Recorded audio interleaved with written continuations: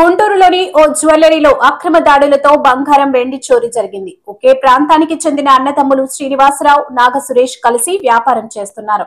తన సొంత అప్పులు తీర్చుకునేందుకు షాప్ పై దాడి చేసి బంగారం, వెండి చోరీ చేశాడని తమ్ముడు కలెక్టరేట్ గ్రీవెన్స్ లో అర్జీని అందజేశారు. దౌర్జన్యంగా పట్టబడరు తాళాల బాలు కొడితే నేను పోలీసుల ఆధ్వర్యంలో మళ్ళీ తాళాలు వేస్తే సాయంత్రం దౌర్జన్యంగా మళ్ళీ 5:30కి వచ్చి అన్నీ తీసి మళ్ళీ రాబడి చేసి జనాల్ని పిలిపించి ఒక బంగారపూడి అధికారితో మా దగ్గర కొట్టులో ఉన్న వెండి సామాన్లన్నీ తీసుకొచ్చి 30 మంది కుర్రలతో నన్ను హింసించి మా ఆవిడ్ని మా అమ్మాయిని ఇలా మాటలు మాట్లాడి అసభ్యంగా మాట్లాడి తర్వాత పోలీస్ కేసు పెడదామంటే కంట్రోల్ రూమ్కి ఫోన్ చేస్తే వాళ్ళు నన్ను ఎస్ఐ గారికి కంప్లైంట్ ఇవ్వమన్నారు. నేను అక్కడికి వెళ్తే సిఐ గారి ఆధ్వర్యంలో ఎస్ఐ గారి ఆధ్వర్యంలో కంప్లైంట్ చేయమన్నారు. నేను చేస్తే నన్ను అక్కడ కూర్చోబెట్టి కంప్లైంట్ రాస్తే ఒక 4 టవల్ రాస్తే కాదు ఇట్లా చేయమన్నారు. నేను మళ్ళీ పోలీసు వాళ్ళు ఫోన్ చేస్తే కంట్రోల్ రూమ్ నుంచి 2 కానిస్టేబుల్ వచ్చి కెమెరా తీసుకుంటూ లైవ్ తీసుకుంటూ అమ్మా ఇంతమంది ఉన్నారు నేనేం చేయలేనని అంటున్నారు.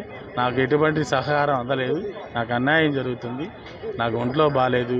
నా పిల్లలకి అనుమానించి అక్రమంగా వాళ్ళ మీద దాడి చేసి 4 కుర్రోళ్ళు లేడీసు పలానా వ్యక్తులు నన్ను ఇట్లా చేశారు. వీడియో రికార్డు సీసీ కెమెరా అన్నీ ఆపేసి మీకు చేతనే చేసుకోమంటున్నారు. రెండోది రాబడి జరిగింది. నాకు అన్యాయం జరుగుతుంది. మీరు నాకు పబ్లిక్గా ఇష్యూగా అండబలంతో వాళ్ళు ఉన్నారు. నాకు న్యాయం చేకూర్చాలని మీ దగ్గరికి వచ్చాను. నాకు బంగారం కానీ వెండి కానీ సమానంగా పంచి నా వాటా నాకు ఇచ్చి ఎవరు వ్యాపారాలు చేసుకోవాలని కోరుకుంటున్నాను.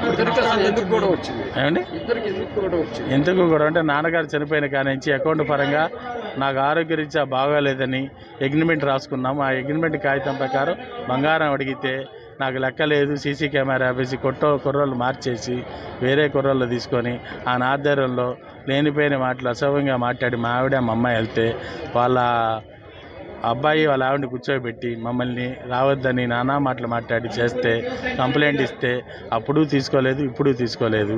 ఎఫ్ఐఆర్ డోగుపతి శ్రీనివాసరావు.